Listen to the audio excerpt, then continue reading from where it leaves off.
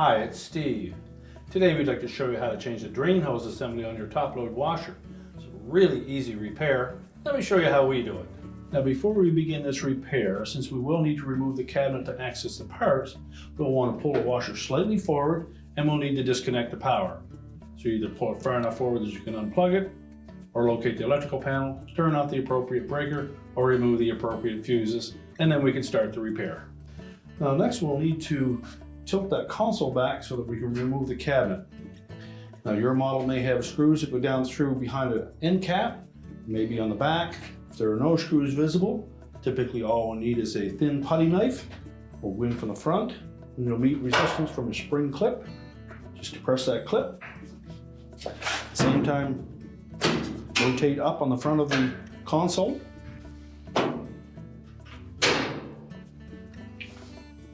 Now all we need to do is rotate that console backwards and it will support itself. Next we'll disconnect the lid switch harness, release the locking tab, pull the harness away. And our next step will be to remove the two clips that secure the cabinet and main top to the back panel. So just take a flat blade screwdriver, go down through the opening at the front of that clip. The screwdriver will fit into a little channel. Bottom the screwdriver out, and then pivot it forward to release the spring. We're basically putting our screwdriver in there and releasing that clip where it hooks onto the cabinet on this edge. Do the same on the opposite side. And we'll set those aside. Now next we'll raise the lid on the washer and we'll just grasp the inside edge at the top. We'll tilt it slightly towards us. Now with it tilted forward, once we clear that water inlet, we can then lift that cabinet away from the base frame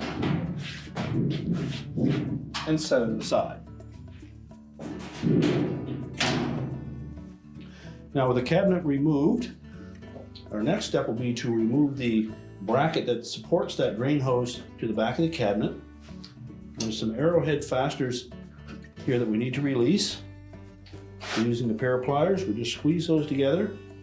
And then we're going to push that holder in through the back of the cabinet.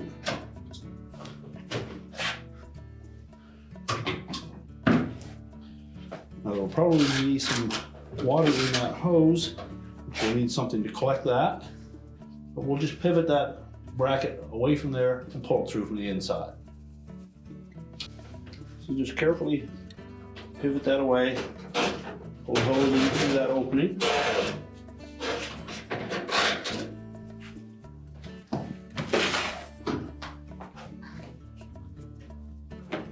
And drain any water that may be in that hose.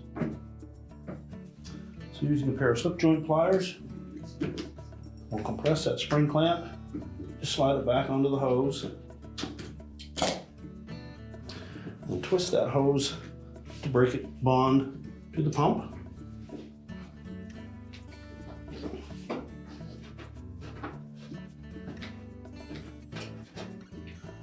And capture any remaining water. We'll remove that clamp to use on the new hose.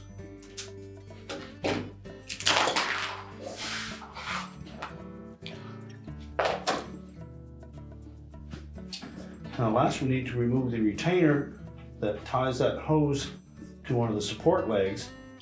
Now there are some plastic fasteners that spread open when they get pushed into that hole. So you can either take a flat blade screwdriver, go in through this opening and collapse those, or you can break them off completely. Doesn't matter because there are new ones attached to your replacement hose. So you just grasp one of those brackets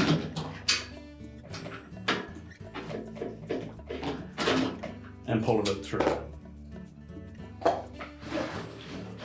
Remove the old hose. So we'll take our new hose assembly.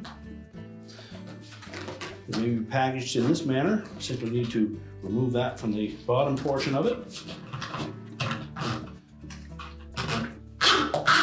and pull the outlet portion of that drain hose out through that opening. There's our new retaining clip. So we'll tuck that underneath that leg. We'll next attach that spring clamp to the end of the hose.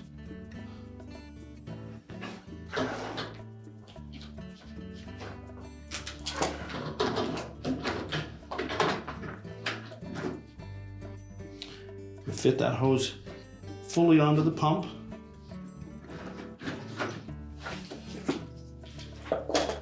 Make sure it comes right up to the stop.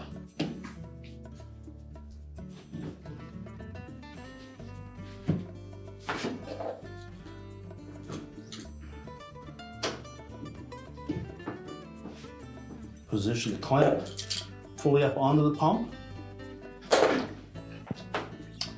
We'll line up the fasteners for that retainer.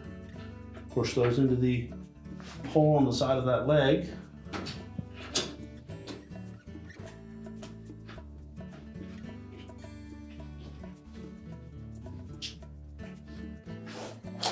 Now we're ready to install the bracket onto the back panel. So next we'll feed that drain hose through the opening in the back panel. And then we'll need to manipulate that bracket so we can get those tabs to straddle the metal edge of that back panel.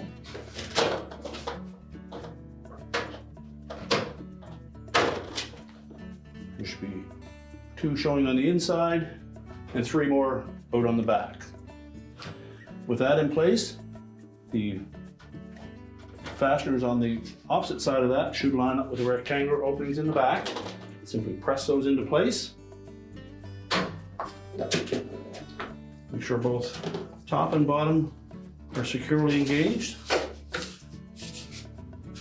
Now we can reinstall that forced loop on the end of that drain hose.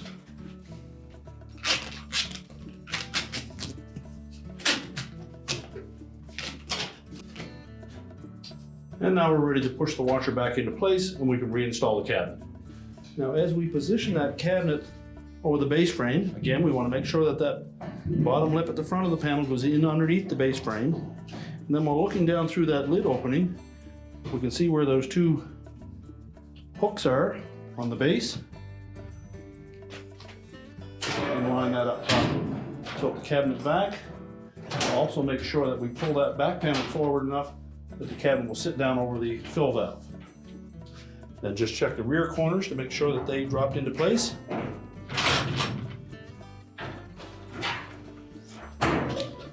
Now just make sure that none of the harness or air dome tube are pinched. We'll take our mounting brackets and we'll engage the straight vertical end up into that slot on the back, line it up with the 2 slots in the top, and then press it down into place until it latches. Do the same on the opposite side. Put that straight vertical piece right into that slot on the back panel, line it up, snap it into place. We'll reattach our lid switch harness. Make sure that locking tab engages. Now we'll rotate that console into position. We'll make sure that we hook the rear of that console, those 2 little hook-shaped feet, into the rear holes on the main top, and the spring clips will fit into the larger holes towards the front. Make sure the back panel is tucked up in underneath the top of the console. Line up those rear legs.